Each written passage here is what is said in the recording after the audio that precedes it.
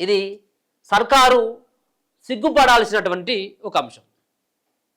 ముఖ్యమంత్రి గారు ఒకవేళ కనుక మీకు ఈ వార్త కనబడితే ఆల్రెడీ సూపరింటెండెంట్ని తొలగించి అయిపోయింది.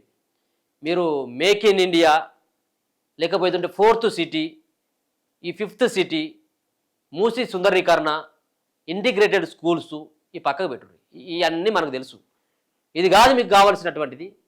ఇగో 2 పాపలకి ఒక సిలిండర్ తోటి ఎంజిఎంలో జరిగినటువంటి వరంగల్లో ఎంజిఎంలో జరిగినటువంటి ఒక సంఘటన. ఈ ఆక్సిజన్ కూడా సిలిండర్లను కూడా సమకూర్చినటువంటి ప్రభుత్వాలు అవేమైనా ప్రభుత్వాలేనా? ఈ ప్రభుత్వాల ప్రజల జీవితాలని, పేదల జీవితాలని మార్చేటి.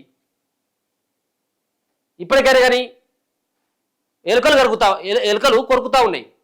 బడిలో చదివేటువంటి పోరగాలని ఎలుకలు కొరుకుతా ఉన్నాయి. ఇది తెలంగాణ పరిస్థితి.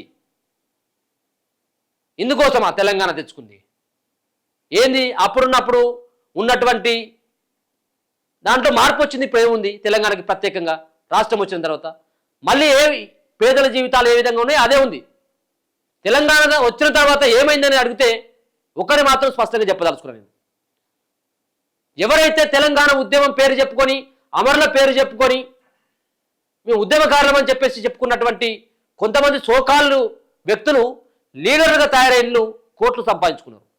కానీ ఏ ఒక్క పేదవాడి జీవితంలో మార్పు రాలేదు, వెలుగులు రాలేదు. దానికి ఉదాహరణ ఇదంతా కనబడతా ఉన్నది. మొన్న రీసెంట్గా ఈ ప్రభుత్వం వచ్చిన తర్వాత ఎంఎం ఆసుపత్రిలో, అది ఎమర్జెన్సీ వార్డులో ఒక వ్యక్తి ట్రీట్మెంట్ పొందుతూ ఎలుకలు కరిచి చచ్చిపోయాడు. దావకానకి రోగాన్ని తగ్గించుకోవడానికి వచ్చినటువంటి పేషెంట్కి ఎలుకల బారిన పడి ఎలుకలు కొరికితే చచ్చిపోయాడు పేషెంట్. గిది మన తెలంగాణ పరిస్థితి, తెలంగాణలో ఉన్నటువంటి ప్రభుత్వ ఆసుపత్రుల పరిస్థితి. చిన్నపిల్లలకి ఇవ్వాల్సినటువంటి ఆక్సిజన్ సిలిండర్ పేరెంట్స్తో మోపేయడం ఏంటి? జీతాలు ఇచ్చుకుంటూ వాళ్ళని మేపుతూ వాళ్ళు మెక్కుతూ వాళ్ళతో తీసుకుపోతా ఉంటే అది లీక్ అయిపోయాయి. ఏంది ఈ పరిస్థితికి ఏం కారణం?